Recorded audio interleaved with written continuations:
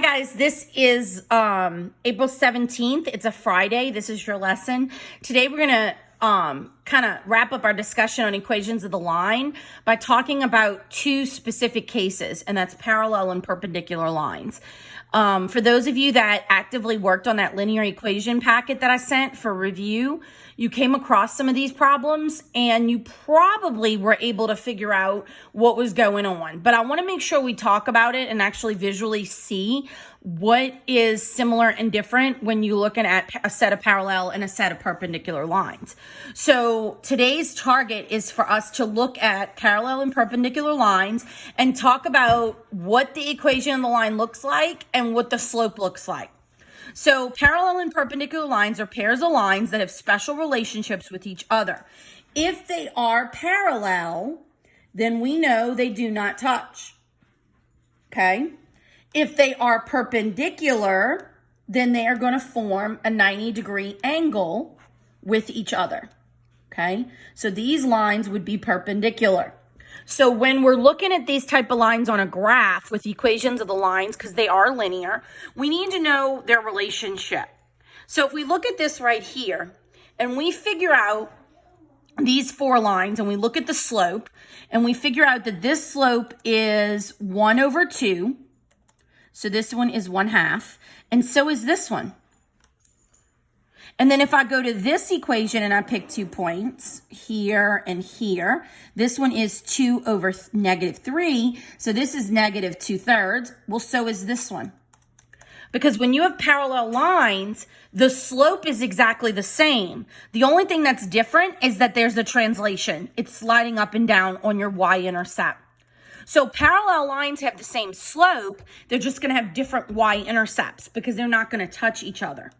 So if I look at number 3, it says determine the slope of a line that is parallel to this line. So if I have y equals -3x plus 4, and I know my rule of parallel lines, then I could write another line parallel to it by keeping the slope the same, but changing the y-intercept. This would be parallel lines. So number 4 says write the equation of the line that is parallel to this line and has a y-intercept of 0,5. Well, the y-intercept is 5. So if I'm going to write this, y equals, I keep the slope exactly the same, but I change my y-intercept. These two lines are parallel because the slope is the same, but the intercept is different. When you go to the next page, they start talking about, right here in number 9, what perpendicular lines do. So they're telling you to take on here on this graph, or you could take on a piece of graph paper, and they're asking you to graph each of the lines. So the first one is a slope of -4/3 and 0,2. So I'm going to go to 0, 2, and then I'm going to do the slope, which is -4 over 3. -4. So I got to remember I'm jumping by 2's. -4 over 3. Okay, so here's 1. And then I'm going to do the next one. That's L5. I'm going to label them because we know how important it is to label. Then I'm going to do the next one, which is at 0, 0. And it's -3 over 4. So I'm going to go -3 over 4. Okay, and then this one is -2, -1. And I'm going to do 3, up 3, 1, 2, 3, over 4, 1, 2, 3, 4. And if I notice, this line and this line right here and right here make a 90-degree angle. They're perpendicular. So what do we notice about the slopes? Well, the slopes are a reciprocal and they're negated. So what does that mean? This one is -4/3. To create a perpendicular line to -4/3, you take the slope, you reciprocate it, and you make it the opposite sign. So since this was negative, this would be positive, and you flip the numbers. That's the reciprocal. So we've learned two things today.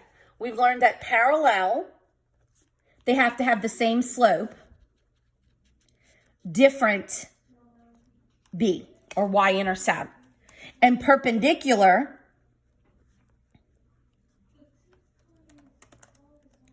is reciprocated slope negated, opposite.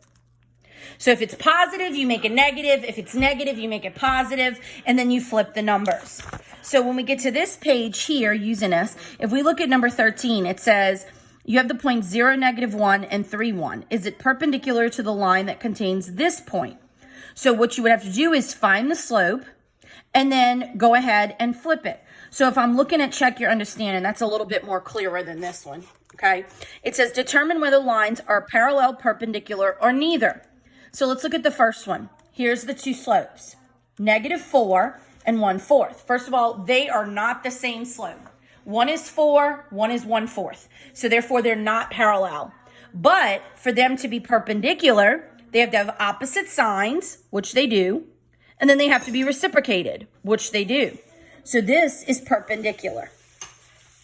Now let's go to the next one. Are they the same amount? No, they're -3 and 3. So they are not parallel.